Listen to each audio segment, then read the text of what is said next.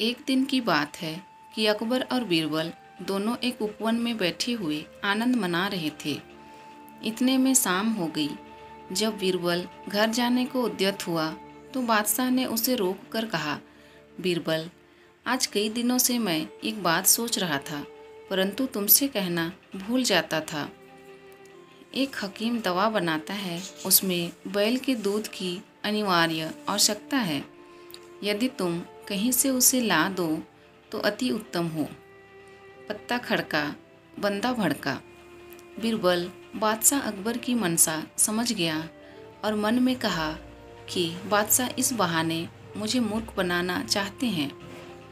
बीरबल बोला, इसमें घबराने की कौन सी बात है। मैं 1 सप्ताह में बैल का दूध ला दूंगा। बादशाह ने कहा, 2-4 दिन और अधिक लग जाए तो कोई चिंता की बात नहीं है, परंतु दूध का आना बहुत लाजमी है। बहुत अच्छा, कहता हुआ बीरबल वहाँ से विदा हुआ। वह घर पहुँच एकांत स्थान में बैठकर बैल के दूध वाले प्रश्न पर विचार करने लगा। चिंताग्रस्त बीरबल के कई घंटे का समय मिनटों के समान बीत गया। जब भोजन करने का समय हुआ तो नियमानुसार उसकी लड़की बुलाने आई। वह अपने पिता का चेहरा उतरा और विचारमग्न देखकर ठिठक गई।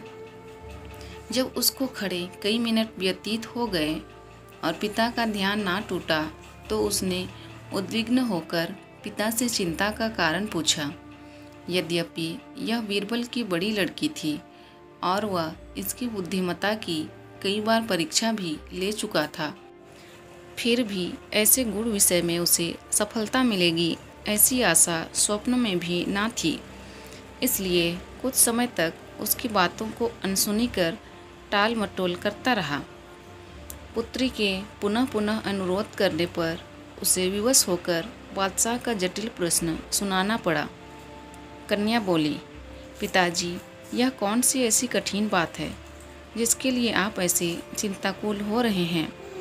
चलिए, भोजन का समय बीता जा रहा है।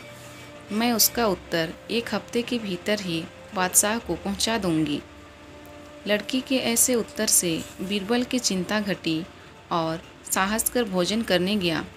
इस प्रकार जब 2 दिन व्यतीत हो गए तो बीरबल की लड़की ने एक नई तरकीब निकाली। वह ढूंढकर बहुते पुराने वस्त्रों को घर से बाहर निकाल लाई और उनका एक गट्ठर तैयार किया। जब आधी रात का समय हुआ तो उस गट्ठर को सिर पर लाद कर नदी तट पर जा पहुंची और छियो छियो कर वस्त्र पछारने लगी। बादशाह का महल ठीक नदी तट पर बना हुआ था। अर्धरात्रि के समय नींद के प्रथम पहर में जब कपड़ा धोने की आवाज़ बादशाह के कान में पड़ी तो उसकी निद्रा भंग हो गई और पहरे वाले संतरी को पुकार कर बोला, देखो, इतनी रात्रि में कौन धोबी कपड़ा छांट रहा है, उसे तुरंत पकड़कर मेरे पास लाओ।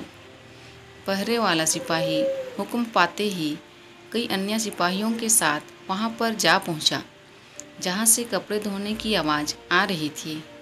वे सब बड़े हैरान और परेशान हुए, क्योंकि देखते क्या हैं कि एक सिर से पैर तक अति सुंदर युवती कपड़े पछार रही है। सिपाहियों ने उसे कई बार पुकार कर बादशाह का हुक्म सुनाया, परंतु वह उनकी बातें अनसुनी कर बराबर अपने काम में व्यस्त रही।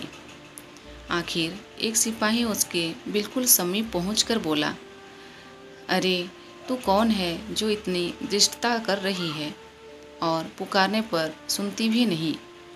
चल, तुझे बादशाह ने बुलाया है। लड़की तो येन केन प्रकारेण बादशाह के पास पहुंचना ही चाहती थी, परंतु फिर भी अपना अभिप्राय छिपाकर बोली, आप लोग मुझे क्यों दुख देने पर उतारू हुए हैं। लो, मैं अपने घर चली जाती हूँ।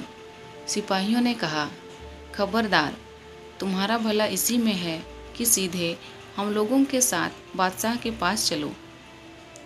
लड़की कपड़ों को जहाँ का तहाँ छोड़ उनके पीछे हो ली और जब बादशाह के सन्निकट पहुँची तो बड़े अदब से झुककर सलाम किया और डरी सी होकर एक किनारे खड़ी हो बादशाह के हुक्म की प्रतीक्षा करने लगी। अकबर क्रोध से आग बबूला हो रहा था। उसने अपनी लाल लाल आंखें निकालकर पूछा, ए कमबख्त, तू कौन है और इस रात्रि के मध्यकाल में यहाँ कपड़े क्यों धो रही है? लड़की ने देखा कि बादशाह क्रोध से तमतमा गया है, इसलिए कांपती हुई गिड़गिड़ाकर लड़खड़ाती जुबान से बोली, श्रीमान श्रीमान, मैं तो।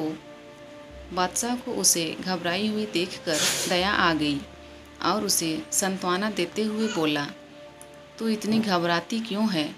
यदि साफ साफ बतला देगी तो तुझे माफ़ी दी जाएगी, अन्यथा बहुत कष्ट उठाएगी। लड़की ने कहा, पृथ्वीनाथ, मुझे इस समय नितांत आवश्यकता पड़ी है, जिस कारण विवश होकर कपड़े धोने आई हूँ। बादशाह ने कहा, हे अभागी, ऐसी कौन सी ज़रूरत थी जिसके लिए तू इतनी परेशान है? लड़की ने उत्तर दिया, क्या कहूँ पृथ्वीनाथ, आज दोपहर में मेरे पिता ने एक लड़के को जन्म दिया है, सो मैं दिन भर तो और कामों में परेशान थी। इस वक्त फुर्सत पाने पर कपड़े धोने आई हूँ, क्योंकि साफ कपड़ों की आवश्यकता आन पड़ी है। लड़की के ऐसे कौतूहलपूर्ण उत्तर को सुनकर बादशाह बड़ा आश्चर्यचकित हुआ और उसे फटकारते हुए बोला, रे नादान छोकरी, तू क्या बकती है? क्या तेरा दिमाग खप तो नहीं हो गया है?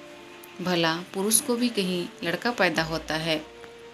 लड़की सुअवसर देखकर विनम्रतापूर्वक बोली, पृथ्वीनाथ, जब पुरुष को लड़का नहीं हो सकता तो बैल को दूध कैसे होगा? बादशाह अकबर को अपनी पहली बात स्मरण आ हो गई। चकित होकर लड़की से पूछा, कहीं तुम बीरबल की लड़की तो नहीं हो? लड़की ने उत्तर दिया, जी हाँ पृथ्वीनाथ, आपका अनुमान बिल्कुल ठीक है। बादशाह उसकी इस चतुरता से बड़ा प्रसन्न हुआ और उसको आभूषण और द्रव्य पुरस्कार में देकर बड़ी इज्जत से पालकी में बैठाकर विदा किया। लड़की ने घर पहुंचकर पिता का चरण स्पर्श कर रात की घटना का सारा वृत्तांत कह सुनाया।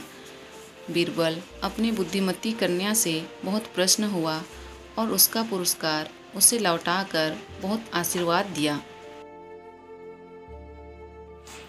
अगर ये वीडियो अच्छी लगे तो प्लीज़ वीडियो को लाइक कीजिए और चैनल को सब्सक्राइब कर दीजिए। Thank you.